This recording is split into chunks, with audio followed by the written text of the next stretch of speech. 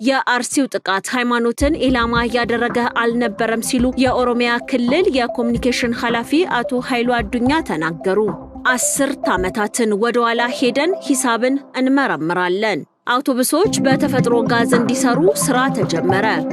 ኤርትራ በፕሬስ ነጻነት የመጨረሻ ሀገር ሆና ተመዘገበች። ችሎት ውስጥ የተፈጸመው አሰቃቂ ወንጀል ሀገሪቱን ያናወጠ ጦርነት ተቀሰቀሰ። ሰላም ጤና ይስጥልን የተከበራችሁና የተወደዳችሁ የሐቅና ሳቅ ሚዲያ አድማጭና ተመልካቾቻችን፣ ይህ በሐቅና ሳቅ ሚዲያ ተዘጋጅቶ የሚቀርብላችሁ የዜና ሰዓታችን ነው።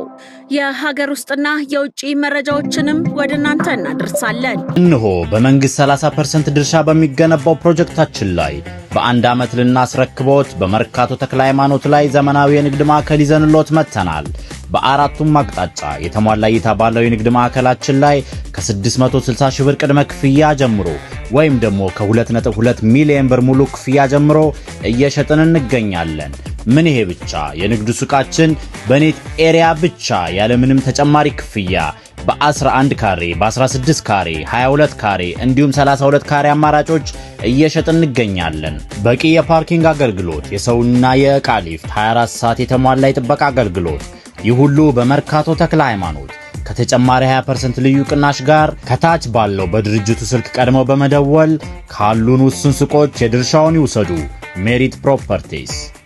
ዲያስፖራ አደባባይ መገናኛ አካባቢ በደረሰ የተሽከርካሪ አደጋ ምክንያት አሽከርካሪዎች አማራጭ መንገድ እንዲጠቀሙ የአዲስ አበባ ፖሊስ ጠቅላይ መምሪያ አሳስቧል። በአዲስ አበባ ፖሊስ ጠቅላይ መምሪያ የየካ ክፍለ ከተማ የትራፊክ ዲቪዥን ኃላፊ ዋና ኢንስፔክተር ጋሻ ሁነኝ ለኤኤምኤን ዲጂታል እንደተናገሩት አደጋው 10 ሰዓት ከ30 አካባቢ በዲያስፖራ አደባባይ በታክሲ ተርሚናሉ አካባቢ የደረሰ ሲሆን በአደጋው 2 ሰዎች የአካል ጉዳት ደርሶባቸው በሕክምና ላይ ይገኛሉ ብሏል።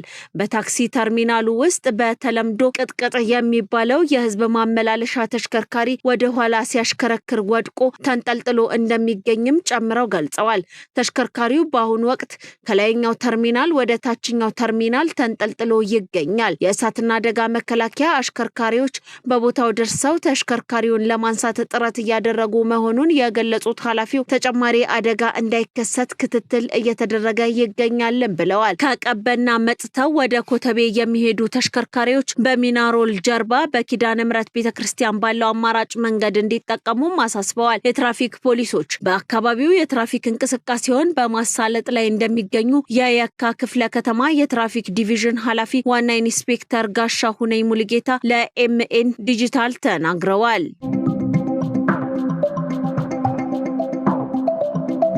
የአርሲው ጥቃት ሃይማኖትና ብሔርን ኢላማ ያደረገ አይደለም። የኦሮሚያ ክልል መንግስት በኦሮሚያ ክልል በአርሲ ዞን በሰላማዊ ሰዎች ላይ የተፈጸመው ግድያ በሃይማኖትና ብሔር ላይ ያተኮረ እንዳልሆነ የኦሮሚያ ክልል አስታውቋል። የብሔርም ሆነ የሃይማኖት መልክ የሚሰጠው ሳይሆን የሽብርተኛ ኃይሎች ድርጊት ስለሆነ በዚህ መልኩ ሁሉም ኢትዮጵያዊ ሊረዳውና ሊያወግዘው ይገባል ሲሉ የኦሮሚያ ክልል ኮሙኒኬሽን ጉዳዮች ቢሮ ኃላፊ ኃይሉ አዱኛ ገልጸዋል። በጥቃቱ ከዚህም በላይ ጉዳት እንዳይደርስ ህዝቡና የኦሮሚያ ክልል የጸጥታ ኃይል መስዋዕትነትን ከፍሏልን ብለዋል። ሽብርተኛ እያሉ የጠሩት ኃይል ይህንን ጥቃት ያደረሰው ከታሪካዊ ጠላቶች ተልዕኮ ተቀብሎ የሃይማኖት ግጭት ለማስነሳት የነበረ ቢሆንም በህዝቡ አስተዋይነት ከሽፏል ሲሉም ተደምጠዋል። ኃላፊው የፈሪ ስብስብ ያሉት አካል ምርጫውን ማደናቀፍ አልሳካለት ሲል በንጹሃን ዜጎች ላይና በቤተክርስቲያን ላይ ጥቃትን ፈጽሟል ሲሉም አሳውቀዋል። ዓላማውም የብሔርና የሃይማኖት ግጭትን አስነስቶ ማህበረሰቡ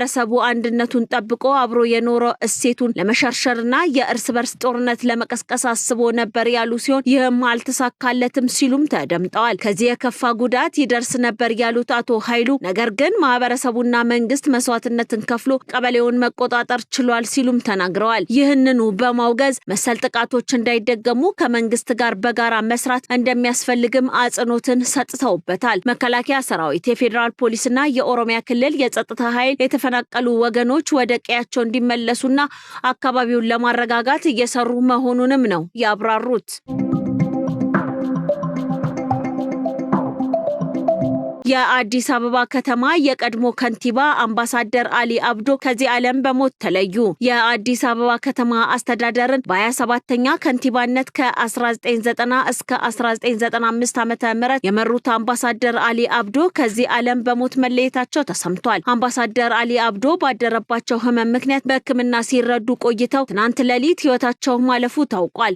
በአርሲ ድሬ ከተማ ከአባታቸው ከአቶ አሊ ሱሌማንና ከእናታቸው ከወይዘሮ አጸደ ወልደ ማርያም የተወለዱት አምባሳደር አሊ ከትዳር አጋራቸው ጋር በጋራ ያፈሯቸው 2 ሴትና 1 ወንድ ልጆች አሏቸው። አምባሳደር አሊ አብዶ በቆዩባቸው የሥራ ዘመናት ሀገራቸውና ህዝባቸውን በቅንነት በታማኝነትና በታታሪነት ሲያገለግሉ የነበሩ መሪ እንደነበሩም ተገልጿል። የቀብር ስነ ስርዓታቸው በዛሬው ዕለት ከጁማ ሰላት በኋላ በዳለቲ አካባቢ በሚገኘው የሙስሊሞች መቃብር ስፍራ ቤተሰቦቻቸው፣ ወዳጅ ዘመዶቻቸውና የመንግስት ከፍተኛ የሥራ ኃላፊዎች በተገኙበት ይፈጸማል። እስከ 10 ዓመት ወደ ኋላ በመሄድ ሂሳብ ይወራረዳል፣ ይመረመራል። አዲሱ የታክስ ማሻሻያ ረቂቅ አዋጅ። የተሻሻለው የታክስ አስተዳደር ረቂቅ አዋጅ ለህዝብ ተወካዮች ምክር ቤት ቀረበ። አዋጁ የታክስ ማጭበርበርን ለመከላከልና ክርክሮችን በፍጥነት ለመፍታት ስር ነቀል ለውጦችን ይዟል። ገቢ ሰብሳቢው መስሪያ ቤት የታክስ ማጭበርበርን ለመከላከል እስከ 10 ዓመት ወደ ኋላ በመሄድ ሂሳብ የመመርመርና ተጨማሪ ግብር የማስከፈል ስልጣንን ተሰጥቶታል። ቀደም ሲል የነበሩት የቅሬታ ማቅረቢያ መንገዶች እንዳሉ ሆነው የታክስ ክርክሮችን በሚስጥራዊነትና በአጭር ጊዜ ለመፍታት የሚያስችል አዲስ የገለልተኛ አስማሚ አሰራር ተዘርግቷል። ህጋዊ ደረሰኝ ባልተሰጠበት ለእያንዳንዱ ግብይት 100,000 ብር ቅጣት የተጣለ ሲሆን ጥፋቱን በዓመት 2 ጊዜ ደግሞ የፈጸመ አካልና ተባባሪ ድርጅት ስራ አስኪያጆች በወንጀል ይጠየቃሉ።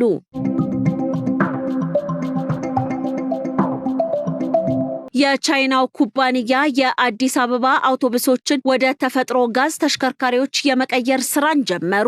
በቻይናው GCL አፍሪካ ኢንዱስትሪያል ግሩፕ የሚመራው ይህ መርሃ ግብር ኢትዮጵያ ከውጭ በሚገባ ነዳጅ ላይ ያላትን ጥገኝነት ለመቀነስና ለአካባቢ ጥበቃ ተስማሚ የሆነ የህዝብ ትራንስፖርትን ለማስፋፋት የምታደርገው ሰፊ ጥረት አካል ነው ተብሏል። የከተማ አውቶቡሶችን ሞተር በመቀየር ወደ ተፈጥሮ ጋዝ ናቹራል ጋዝ አጠቃቀም እንዲገቡ ለማድረግ እየተሰራ መሆኑን የነዳጅና ኢነርጂ ባለስልጣን አስታውቆ ነበር። የትራንስፖርት ባሶችን ሞተር ወደ ተፈጥሮ ጋዝ የመቀየር ስራ የተጀመረ ሲሆን ለዚህም በቅርቡ በቃሊቲ በአዳማና በድሬዳዋ የጋዝ ማደያዎች ስራ እንደሚጀምሩም ተጠቁሟል።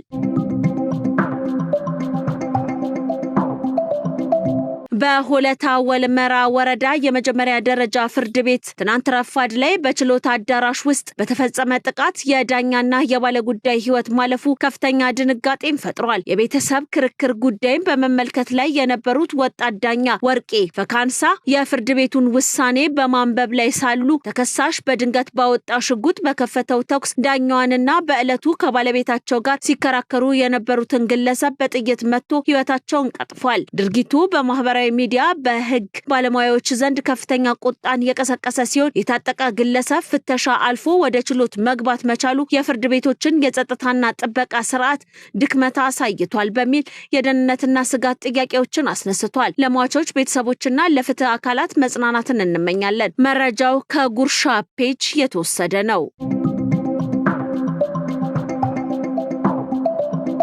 ሞቃዲሾ ከባድ ግጭት ተቀሰቀሰ። በሶማሊያ ዋና ከተማ ሞቃዲሾ በፕሬዝዳንት ሐሰን ሼክ መሐመድ የስልጣን ዘመን ለ1 ዓመት መራዘም ምክንያት በመንግስት ኃላፊዎችና ከተቃዋሚዎች ጋር ግንኙነት ባላቸው ታጣቂዎች መካከል ከባድ ግጭት ተቀስቅሷል። ባለፉት 20 ሰዓታት ውስጥ በተደረገ ከፍተኛ የተኩስ ልውውጥ የቆሰሉ ንጹሃን መኖራቸው የተጠቆመ ሲሆን ነዋሪዎችም ቀያቸውን እየለቀቁ መሰደድን ጀምረዋል። በግጭቱ ሳቢያ በከተማዋ ዋና መንገዶች የአየር ማረፊያ መዳረሻዎችና የኤሌክትሪክ አገልግሎቶችም ተቋርጠዋል። የሀገሪቱ ጦርም ግንባሮችን በመልቀቅ ወደ ዋና ከተማዋ ለመንቀሳቀስ መገደዱ ተገልጿል። የአሜሪካ መንግስትን ጨምሮ ዓለም አቀፍ አጋሮች ሁለቱ ወገኖች ግጭቱን በሰላማዊ መንገድ እንዲፈቱ ጥሪን አቅርበዋል።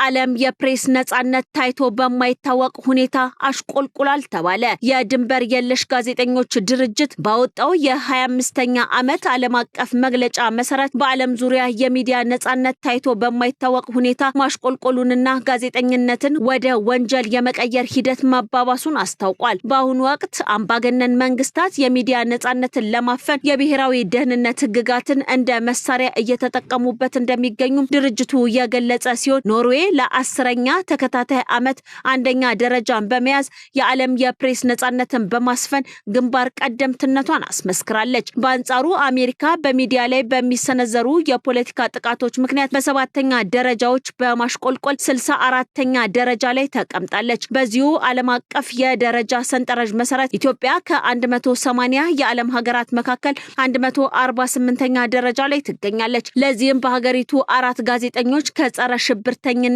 ህግ ጋር በተያያዘ ክስ ለ3 ዓመታት ታስረው መቆየታቸውን በህጋዊ መመዘኛ ዝቅተኛ ውጤት እንድታገኝ ማድረጉ ነው የተገለጸው። ከአፍሪካ ቀንድ ሀገራት መካከል የእርስ በርስ ጦርነት ውስጥ የምትገኘው ሱዳን 161ኛ ደረጃን ስትይዝ፣ ኤርትራ ደግሞ 180ኛ በመሆን ከዓለም የመጨረሻውን ደረጃ ይዛለች።